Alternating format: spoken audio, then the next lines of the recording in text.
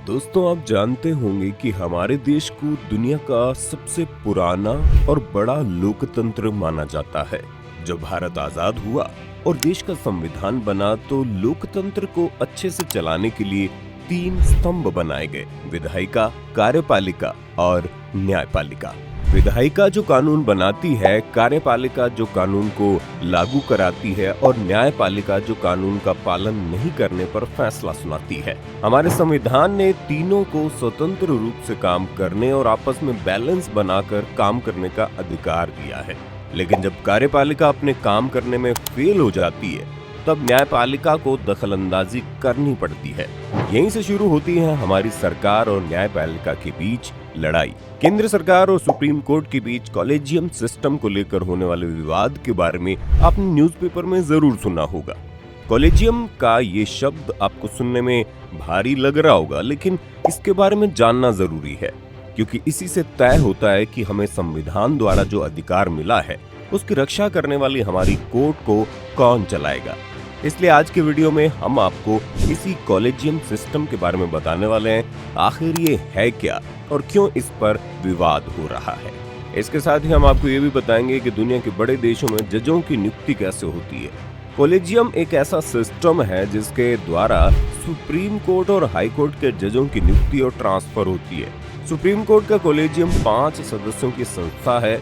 इसमें supreme court के chief justice समेत 4 सीनियर जज होते हैं, जिसकी अध्यक्षता सुप्रीम कोर्ट के चीफ जस्टिस करते हैं। हाई कोर्ट के कॉलेजियम में हाई कोर्ट के चीफ जस्टिस समेत 2 और सीनियर जज होते हैं। कॉलेजियम जजों की नियुक्ति और ट्रांसफर की सिफारिश केंद्र सरकार से करती है। इसमें सरकार की भूमिका बेहद सीमित हो जाती है। अगर किसी वकील का नाम सुप्रीम कोर्ट या हाई कोर्ट में जज बनने के लिए आगे बढ़ाया जा रहा है तो सरकार उनके बारे में आईबी के जरिए सिर्फ जानकारी ले सकती है। केंद्र सरकार कॉलेजियम की ओर से आए नाम पर आपत्ति दर्ज कर सकती है और कारण भी पूछ सकती है। अगर कॉलेजियम किसी नाम को दोबारा सरकार के पास भेजती है तो उनके पास कोई विकल्प नहीं बचता। सरकार कभी कभी कॉलेजियम द्वारा भेजे गए नामों को मंजूरी देने में देरी करती है। यही कारण है कि सुप्रीम कोर्ट के जज और सरकार के बीच इस पर विवाद हो जाता है। कॉलेजियम सिस्टम के विरोधी और सरकार द्वारा बार बार ये कहा जाता है कि ये एक अपारदर्शी व्यवस्था है जिसमें जज ही जज की नियुक्ति करते हैं। इसकी बैठक कब और कैसे होती है, निर्णय कैसे होता है, इसकी सार्वजनिक जानकारी नहीं होती। कॉलेजियम सिस्टम पर नेपोटिज्म का भी आरोप लगता है। कहा जाता है इसमें ऐसे लोगों के जज चुने जाने की संभावना बढ़ जाती है जिनकी जान पहचान के लोग पहले से न्यायपालिका में ऊंचे पदों पर रहते हैं। इस सिस्टम के विरोधी ये भी कहते हैं कि कॉलेजियम के चलते ही न्यायपालिका में सभी वर्गों को प्रतिनिधित्व नहीं मिलता। कॉलेजियम को लेकर ये सवाल भी पूछा जाता है कि संविधान में इस व्यवस्था का जिक्र कहां पर है।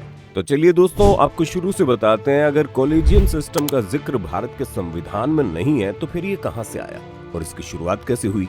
भारतीय संविधान में जजों की नियुक्ति के बारे में आर्टिकल 124(2) और 217 में बात की गई है।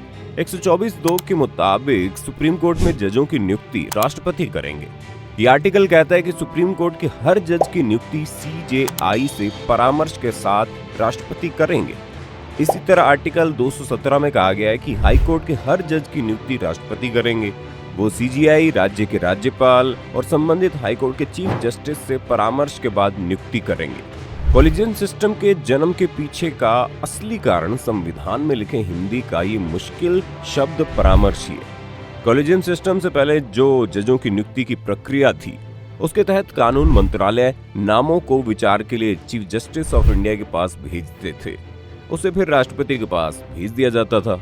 इस प्रोसीजर से सुप्रीम कोर्ट और हाई कोर्ट के जजों की नियुक्ति होती थी।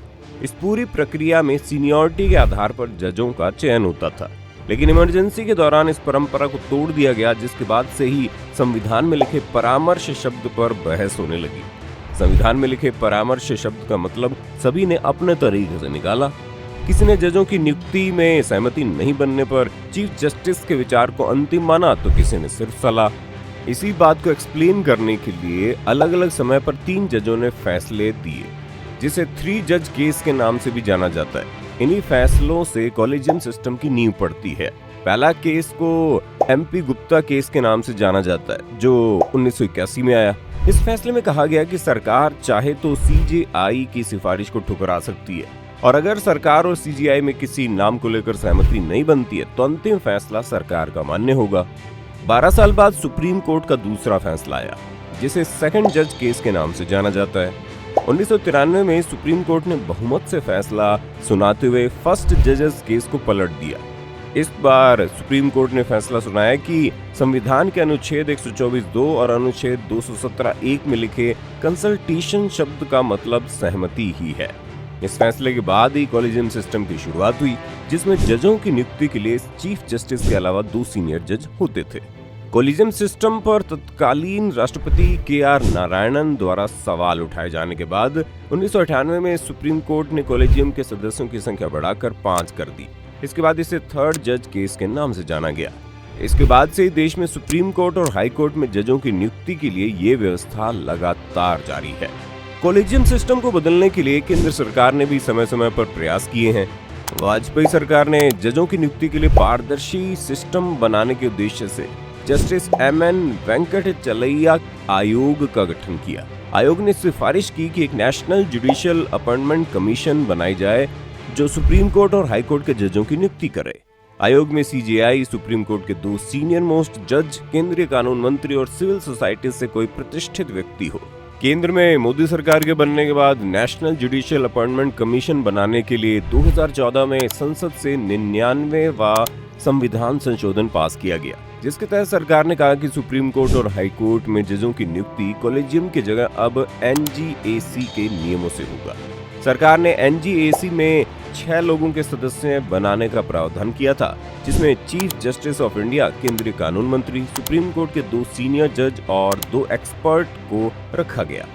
दोनों एक्सपर्ट का चयन प्रधानमंत्री, विपक्ष के नेता और चीफ जस्टिस ऑफ इंडिया की 3 मेंबर वाली कमेटी के द्वारा करना था। इसमें दोनों एक्सपर्ट को हर 3 साल पर बदलने का नियम था। इसके बाद सुप्रीम कोर्ट में कई याचिकाएं दायर की गई, जिसमें तर्क दिया गया कि संसद द्वारा लागू कानून न्यायपालिका की स्वतंत्रता को कमजोर करता है और संविधान के मूल ढांचे का उल्लंघन करता है। साल 2015 में सुप्रीम कोर्ट की 5 जजों की संविधान पीठ ने NJAC बनाने वाली संवैधानिक संशोधन को असंवैधानिक करार दिया। 4-1 के बहुमत के फैसले से पीठ ने कॉलेजियम सिस्टम से जजों की नियुक्ति को जारी रखने की मंजूरी दी, जिसमें CGI का फैसला अंतिम होगा। Justice J. चेलामेश्वर ने असहमति वाला फैसला लिखा, जिसमें उन्होंने कॉलेजियम प्रणाली की आलोचना करते हुए कहा कि कभी-कभी छोड़कर कॉलेजियम की कार्रवाई पूरी तरह से अस्पष्ट, जनता और इतिहास के लिए पहुंच से दूर है। भारत में जजों की नियुक्ति और उससे जुड़े विवाद के बारे में आपने समझ लिया होगा। अब आपको बताते हैं दुनिया के बड़े देशों में जजों की नियुक्ति होती कैसे है। सबसे पहले आपको सुपर पावर अमेरिका में जजों की नियुक्ति के बारे में बताते हैं। यहाँ पर जजों की नियुक्ति के लिए सीनेट कमेटी सिफारिश करती है। सीनेट अमेरिका का ऊपरी सदन है, जैसे भारत में राज्यसभा होती है। सीनेट कमेटी में सीनेट के सदस्य होते हैं। वो जिन नामों की सिफारिश करती है उनकी योग्यता को अमेरिका बार एसोसिएशन भी चेक करती है, जिसके बाद नामों को राष्ट्रपति के पास भेजा जाता है, फिर वही जजों की नियुक्ति करते हैं। वहीं ब्रिटेन की बात करें तो अदालतों और ट्राइब्यूनल में जजों की नियुक्ति का काम जुडिशियल अपॉइंटमेंट कमीशन करती है। इसमें 15 सदस्य होते हैं। इसमें 3 जज होते हैं और बाकी 12 सदस्यों का चयन सरकार करती है।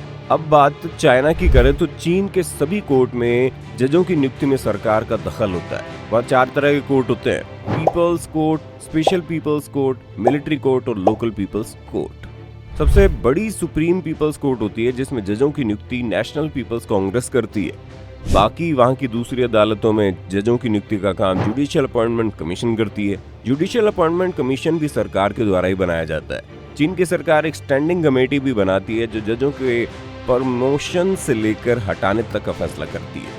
अब बात फ्रांस की करें तो यहाँ सरकार जजों का एक पैनल बनाती है। ये पैनल नाम तय करता है, जिसके बाद इसे मंजूरी के लिए हाई काउंसिल ऑफ जुडिशरी के पास भेजा जाता है। इस संस्था में अदालतों के जज ही शामिल होते हैं। आखिर में बात करें रूस की तो यहाँ जुडिशियल सिस्टम को काफी अलग माना जाता है। वहाँ कई अदालतें हैं। सभी अदालतों में जजों की नियुक्ति में सरकार का सीधा दखल माना जाता है। वहाँ की सुप्रीम कोर्ट में जजों की नियुक्ति का काम राष्ट्रपति के प्रस्ताव से ऊपरी सदन करते हैं। वहाँ की दूसरी अदालतों में भी जजों की नियुक्ति का काम राष्ट्रपति ही करते हैं। दोस्तों, हमने आपको भारत में और विदेशों में जजों की नियुक्ति करने वाले सिस्टम के बारे में बताया। आपको क्या लगता है, जजों की नियुक्ति के लिए कॉलेजियम सिस्टम ठीक है या फिर जजों की नियुक्ति के लिए हमें विदेशों की दूसरे सिस्टम से सीखना चाहिए? आप हमें अपनी राय कमेंट में जरूर बताइए। अगर वीडियो अच्छी लगी हो तो लाइक कीजिए, चैनल को सब्सक्राइब कीजिए और बेल आइकन को प्रेस कर दीजिए।